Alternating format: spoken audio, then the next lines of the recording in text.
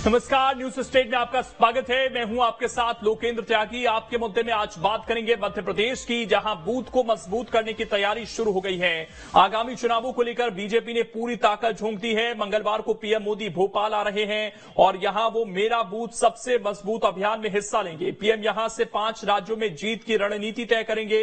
आज चर्चा इसी मुद्दे पर और सवाल ये कि बूथ मैनेजमेंट से संगठन को क्या मजबूती मिलेगी और मेरा बूथ सबसे मजबूत से बीजेपी की जमीन मजबूत हो पाएगी। तमाम सवाल हैं जिन पर करेंगे चर्चा। कुछ खास मेहमान भी जुड़ेंगे। आपको दादी के हमारे साथ चर्चा करने के लिए चैतन्य भट्ट जी, वरिष्ठ पत्रकार, इसके अलावा गोविंद मालू जी, बीजेपी के नेता, और भूपेंद्र गुप्ता जी, कांग्रेस के नेता भी जुड़ेंगे। चर्चा करेंगे। आप तीनों का बहुत बहुत स्वागत है। लेकिन उससे पहले किस तरह के सियासी समीकरण बन रहे हैं, उससे जुड़ी एक रिपोर्ट आपको दिखाते हैं।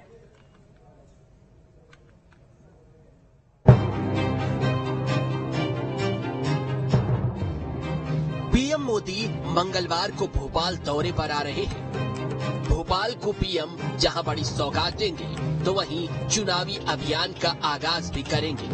पीएम मोदी मध्य प्रदेश को 2 वंदे भारत ट्रेन का उपहार देंगे, तो वहीं कार्यकर्ताओं को चुनावी मंत्र भी देंगे।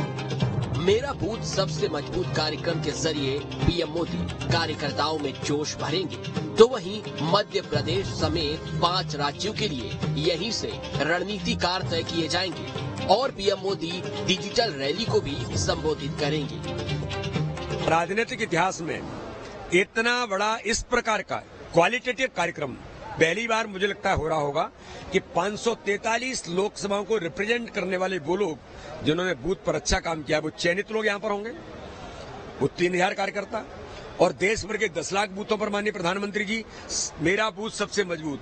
आप देखिए, दुनिया का लोकप्रिय नेता, विजनरी व्यक्तित्व, जो आज दुनिया का नेतृत्व जिसके ऊपर और पूरा भारत जिसके ऊपर गुमान करता है, ऐसे प्रधानमंत्री जी की चिंता है मेरा बूथ सबसे मजबूत।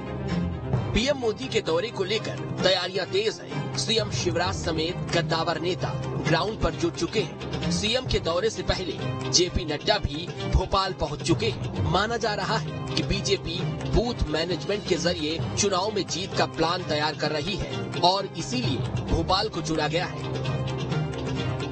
बीजेपी के बूथ विस्तारक अभियान 2.0 के तहत मिशन 2023 और 2024 पर फोकस है।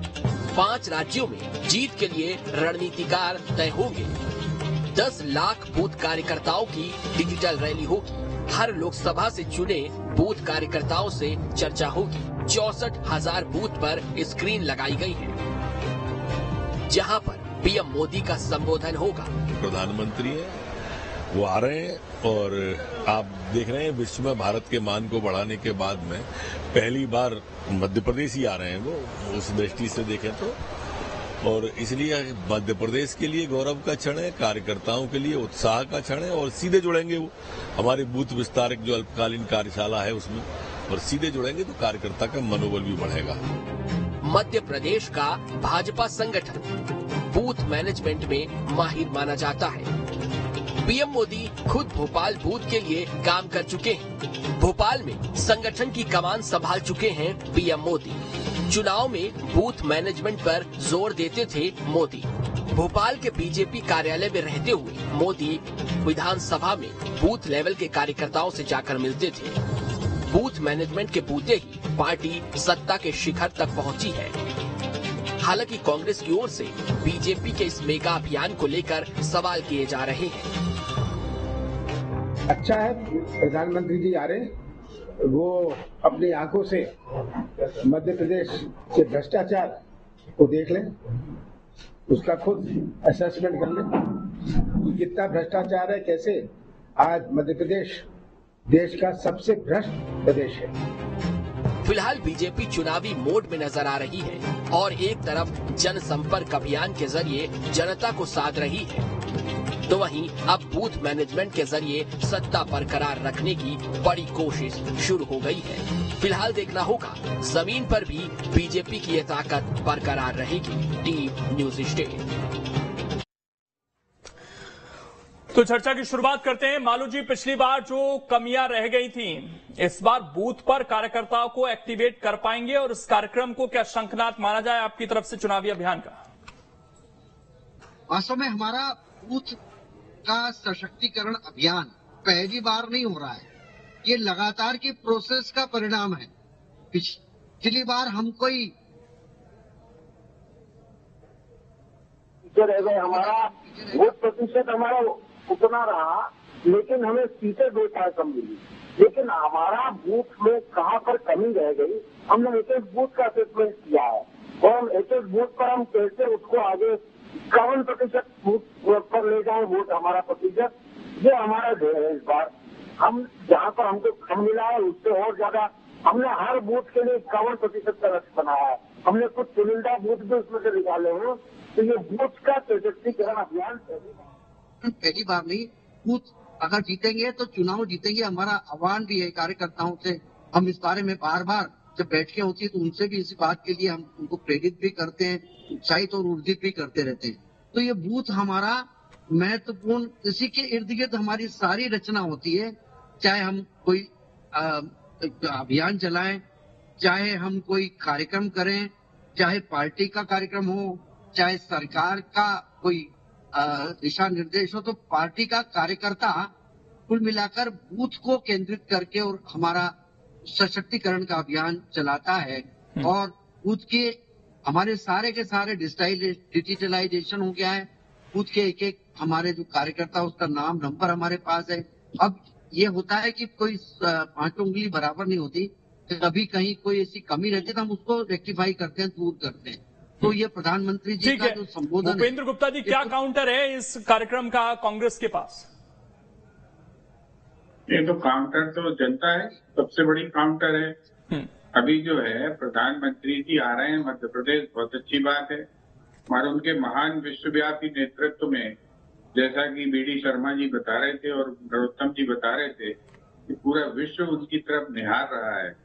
ऐसे होनहार नेता के नेतृत्व में ही तो अभी जो है उन्हीं के चेहरे पर अपन कर्नाटक हारे, उन्हीं के चेहरे पर पंजाब हारे, उन्हीं के चेहरे पर बंगाल हारे, उन्हीं के चेहरे पर दिल्ली हारे, उन्हीं के चेहरे पर राजस्थान हारे, उन्हीं के चेहरे पर तेलंगाना हारे, उन्हीं के चेहरे पर 20 राज्य हारने के बाद उन्हीं के चेहरे पर गोवा हारे हैं, 2 सीट को जो है खरीद फरोख्त करके सरकार बना ली। उन्हीं के चेहरे पर महाराष्ट्र हारे हैं, वहां पर भी तोड़फोड़ करके सरकार बना ली। तो ये जो है ये पूरा ये कोई ऐसा चेहरा है, इतना बेहतरीन और इतना क्या चेहरा है कि पूरा विश्व उसके पीछे घूम रहा है। लेकिन देश की जनता हर बार चुनाव हरा देती है, फिर तोड़फोड़ करके अपनी सरकार बनानी पड़ती है, सौदे करने पड़ते हैं। तो ये कोई मध्य प्रदेश में कुछ अजूबा होने नहीं जा रहा है। दूसरी जो है ये विश्वविख्यात लोग शुरू से हैं, एक एक पोलिंग बूथ पर इनका आदमी है, 10 लाख इनके पास बूथ के कार्यकर्ता हैं। ये इससे ज्यादा इन्होंने गिनती बताई थी कर्नाटक में, इससे भी बड़ी गिनती इन्होंने बताई थी बंगाल में, इससे भी बड़ी गिनती इन्होंने बताई थी दिल्ली में। सब जगह जो है परिणाम सामने है। जनता जो होती है, जनता को आप ज्यादा समय तक ठग नहीं सकते, उसको बेवकूफ नहीं बना सकते, लूट नहीं सकते, उसकी जेब से जो है पैसे नहीं निकाल सकते जो ये लोग निकाल रहे हैं लगातार। उसका परिणाम इन्हें मिलना है। कांग्रेस पार्टी ने अपनी बूथ संरचना तक एक बहुत ही सशक्त हमारा जो संगठन है वो तैयार कर लिया है। जब हमारे पास संगठन बहुत कमजोर था तब भी जनता ने इनको जो है धूल चटाई 2018 में। हमारे 2018 में इनसे लगभग जो है 90,000 वोट कम थे। हम बराबरी पे खड़े थे। 90,000 वोट कम इसलिए थे क्योंकि हम 229 सीट लड़े थे और ये 230 सीट लड़े थे। ये उसको अपनी महान विजय मानते। और भारतीय जनता पार्टी में इतनी बैंकरप्सी आ चुकी है दिमागी कि इनके जो अध्यक्ष महोदय हैं आदरणीय बीडी शर्मा जी, उन्होंने एक वार्ड जीतने का, छिंदवाड़ा में चुनाव जीतने का श्रेय जो है अपने राष्ट्रीय गृह मंत्री जी को दे दिया है। वो वार्ड हम 1994 से हारते चले आ रहे हैं। जो वार्ड कांग्रेस 1994 से हार रही है, उस वार्ड की जीत का श्रेय जो है ये राष्ट्र के गृह मंत्री को दे देते हैं कि उनके चुनाव में उतरने से ये वार्ड हम जीत रहे हैं।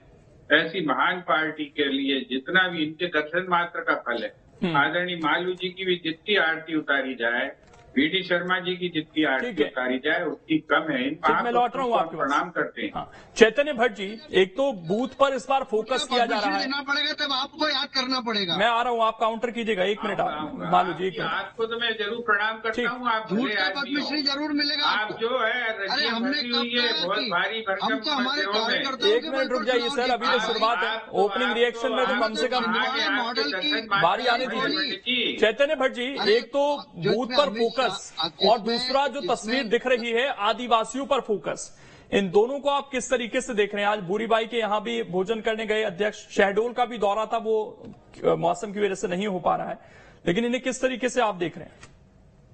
देखिए हम तो लोकेंद्र जी, देखिए जहां तक भारतीय जनता पार्टी का सवाल है तो उसका इस समय सारा ध्यान जो है वो जनजाति आदिवासियों पे, क्योंकि 2018 में आदिवासी बाहुल्य इलाकों से जिस तरह से कांग्रेस को सपोर्ट मिला था और महाकौशल की 38 में से 24 सीटें उसने जीती थी।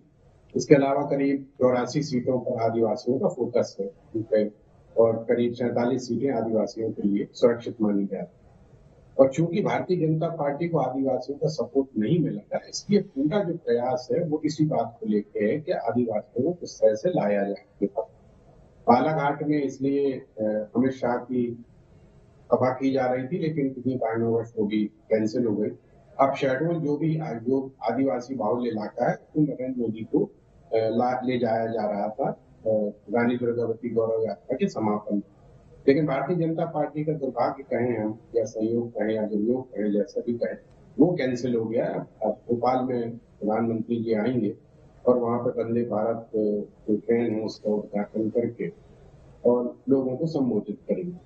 तो ये जो सारी कवायद हो गई है, इसी बात को लेके है कि 2023 का जो चुनाव है ये बहुत महत्वपूर्ण, क्योंकि कांग्रेस भी अपनी पूरी ताकत लगाए हुए है। और आपने देखा होगा कि महाकौशल से ही कांग्रेस ने प्रियंका गांधी को बुला के अपने चुनावी शंखनाद शुरू किया।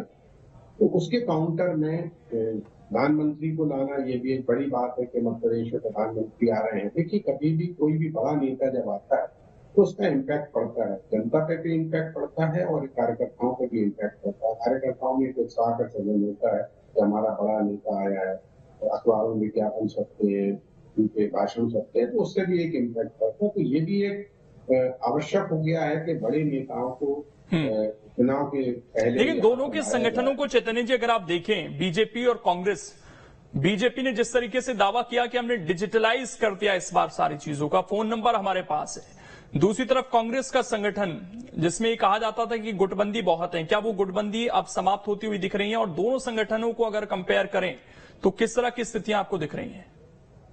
देखिए, इसमें तो कोई संदेह नहीं है कि जो बीजेपी का संगठन है बहुत मजबूत है। वो आज से नहीं, बहुत लंबे समय से, और उसमें आरएसएस का बड़ा जबरदस्त रूप से हाथ है इस संगठन। दूसरा, अनुशासन की जो एक डंडा चलता है उनके यहाँ चाबुक चलती है, उसके कारण भी संगठन में बहुत से लोग ऐसे होते हैं जो असंतुष्ट होने के बाद भी कुछ बात नहीं कर पाते। लेकिन कांग्रेस में जैसा कहा जाता है कि लोकतंत्र है और उसकी हर व्यक्ति अपनी बात कर रहा है, इसको गुटबाजी में परिभाषित कर दिया जाता है। लेकिन मुझे लगता है कि पिछली बार जो जिस तरह की भारतीय जनता पार्टी ने कांग्रेस के हाथ से सत्ता छीन ली थी, उससे कांग्रेस ने बहुत बड़ा सबक लिया और अपनी गुटबाजी को खत्म करने की पूरी कोशिश की। क्योंकि कमलनाथ एकमात्र नेता है, वन मैन शो प्रदेश में है कमलनाथ के नाम पर, और उन्होंने अपने तक पर पूरा प्रयास किया है कि तमाम जो गुट के नेता हैं वो इकट्ठे हों, क्योंकि ये एक ऐसा मौका है कि अगर इस बार अगर कांग्रेस को सत्ता नहीं मिली तो मुझे लगता है कि बहुत पीछे चली जाएगी कांग्रेस। इसलिए कोशिश ये की जा रही है कांग्रेस की तरफ से भी कि तमाम जो संगठन के लोग हैं उनको मजबूत बनाया जाए, सोशल मीडिया पे उनको एक्टिव किया जाए, ताकि जो भी बात अपनी जो प्रचार के माध्यम से, इसमें कोई शक नहीं कि प्रचार के माध्यम में कांग्रेस कमजोर है, लेकिन अब सोशल मीडिया के माध्यम से जिस तरह से प्रचार कर भूपेंद्र जी, लेकिन अगर संगठन वर्सेस संगठन कंपेयर करेंगे तो सोशल मीडिया पर जैसा वो दावा कर रहे हैं कि हम तो डिजिटलाइज कर रहे हैं, क्या अभी भी आप जो एक पुराना तरीका होता था चुनाव लड़ने का उस पर जा रहे हैं, या फिर कार्यकर्ताओं को आप भी उसी रूप में डिजिटलाइज करने की कोशिश कर रहे हैं? सोशल मीडिया को लेकर किस तरह की आप लोगों की तैयारियां हो रही हैं? ये भारतीय जनता पार्टी को तो अंग्रेजी के शब्द याद करना पड़ते हैं, डिजिटलाइजेशन याद हो जाए। ये सारे पार्टियां, छोटी छोटी पार्टियां ये काम करती, कोई बीजेपी ने बड़ा भारी काम करते, छोटी से आपको छोटी तो पार्टियां अंग्रेजों ने तैयार किया कांग्रेस को। तो अरे भाई साहब सुन लो, अब चिंता मत करो, आप पूरी अरे बात सुन लो सुनो। आप नहीं, तो महान, अंग्रेजों आपके ने दर्शन तैयार मार्ग किया। का फल है, आप तो भूपेन दर्शन जी, मार्ग का फल है आपका। जरा अंग्रेजों से शांति उद्भव पकड़ो। हुआ है आपका कांग्रेस शांति का। तुल्यम तपोनास्ति। ध्यान से थोड़ा शांति पकड़िए, बात करने दीजिए। आप ही कहना, खूब गाली देना मुझे, कोई दिक्कत नहीं है। तो ये जो स्थिति है, ये डिजिटलाइजेशन जो नाम की चीज है, ये सबके सब पार्टियों में हो चुका है। सबके पास डाटा है, सबके पास उसकी एक्सेस है, सबके पास डाउनलाइन पूरी जो है इंफॉर्मेशन है, सबकी अपनी अपनी योजना और प्लानिंग है। आज हम जो है, हमारा संगठन पहले ब्लॉक से नीचे नहीं जाता था, आज हम बूथ लेवल तक, हम जो है मंडल सेक्टर बना के और बूथ लेवल तक हमारा संगठन खड़ा हुआ। आपसे मैं एक बात कहना चाहता हूँ कि 2018 में भारतीय जनता पार्टी इसी तरह का दम भरती थी कि विश्व की सबसे बड़ी पार्टी है, इनके पास पन्ना प्रमुख से लेके धरना प्रमुख तक सारे लोग हैं। लेकिन इसके बावजूद हमने तब शुरुआत की थी मंडल बनाने की, और उसके बाद हमारी तो 3.5% वोट ज्यादा मिली और इनके 5.5% वोट कम हुए, और इसके कारण इनकी दुकान डल गई। चलिए मैं लौट रहा हूं मालू जी, लेकिन सबसे बड़ी बात यह होती है कि हम ऑन पेपर तैयारियां कर ले, लेकिन उसके बाद कई बार विधायकों से नाराजगी होती है, वहां पर जो प्रत्याशी होते हैं उनसे नाराजगी होती है, जिलों में सही से अगर नहीं नियुक्तियां हो पाती हैं तो जो कार्यकर्ता है वो एक्टिवेट ही नहीं होता है, घर बैठ जाता है। और वैसे भी जब से ज्योतिरादित्य सिंधिया आए हैं तो कई नेता ऐसे हैं, जाहिर बात है उन्हें चुनाव लड़ने का मौका नहीं मिलेगा, जो नए आए हैं उनको मिलेगा। तो वो जो नाराजगी का फैक्टर है और जो पुराने नेता हैं, इन सबको एक्टिवेट करना, ये कितना मुश्किल भरा रहेगा आप लोगों के लिए? लोकेंद्र जी, भारतीय जनता पार्टी के संगठन की यही खूबी है पुराने नेता कि वो किस तरह से, अब सुन लो, आप तो अपनी पार्टी को संभाल लो, हम सब संभाल लेंगे। हमने मिलना चाहिए, मैं मांग करता हूँ। हमने मालू जी को टिकट आप प्रचार करने आओगे ना, आप प्रचार करने आओगे, टिकट तो लो तुम भाई। लोकेंद्र जी, हमारे यहाँ पर हर पार्टी में एक अनुशासन है, एक व्यवस्था है, हर व्यक्ति के लिए काम, हर काम के लिए व्यक्ति, और जीतने वाले उम्मीदवार को टिकट मिलेगा। कोई फैक्टर नहीं है कि ये गुट और वो गुट और ये फलाना, और कोई फ्रेंचाइज नहीं दे रखी हमने, कोई गिरोह नहीं हमारे यहाँ। हमारे यहाँ वी.डी. शर्मा जी से लेकर नीचे शैलेंद्र, गायत्री, सरिता, श्यामलाल, ऐसे कई सारे कार्यकर्ता हैं हमारे। कोई एक नहीं, पहले भी कमलनाथ, आखिरी भी कमलनाथ, शायद दाएं भी कमलनाथ, बाएं भी कमलनाथ, ऐसा नहीं है। हर नेता कहता है कमलनाथ डिसाइड करेंगे। हमारे यहाँ तो नीचे तक की पूरी तंत्र बना हुआ है। हमारे यहाँ पर एक लोकतांत्रिक व्यवस्था है, चुनाव समिति, उसमें डिस्कशन होता है, चेहरों के लिए कौन लड़ेगा, क्या होगा, ये स्थानीय स्थितियों से ठीक। मालू जी, लेकिन एक मैं दूसरे टॉपिक पर आता हूँ। एक बात कही जाती है कि एग्जाम के जब करीब होते हैं तो जो सबसे मुश्किल हमारा कुछ बच जाता है, उस पर बड़ा फोकस किया जाता है। अब कुछ दिन पहले, साल भर 1.5 साल से तो कार्यक्रम चल रहे थे आदिवासियों को लेकर, हम लगातार देख रहे थे, चाहे वो रेलवे स्टेशन का नाम बदला गया हो, या अमित शाह के दौरे रहे हों, या प्रधानमंत्री के दौरे रहे हों, लेकिन उसके बावजूद अभी भी हम देख रहे हैं कि आदिवासियों को लेकर एक अलग कॉन्फिडेंस नहीं दिख रहा है बीजेपी में, और लगातार उस तरह के कार्यक्रम अभी भी हो रहे हैं, टच करने की कोशिश की जा रही है। इसे किस तरीके से आप देख रहे हैं? लोकेंद्र जी, ऐसा लगता है कि आदिवासियों के लिए, हम तो शुरू से आदिवासियों के लिए हमारी सरकार काम कर रही। 18 साल से जो काम इन्होंने कभी नहीं किया, वो हमने आदिवासियों के लिए खड़ा किया।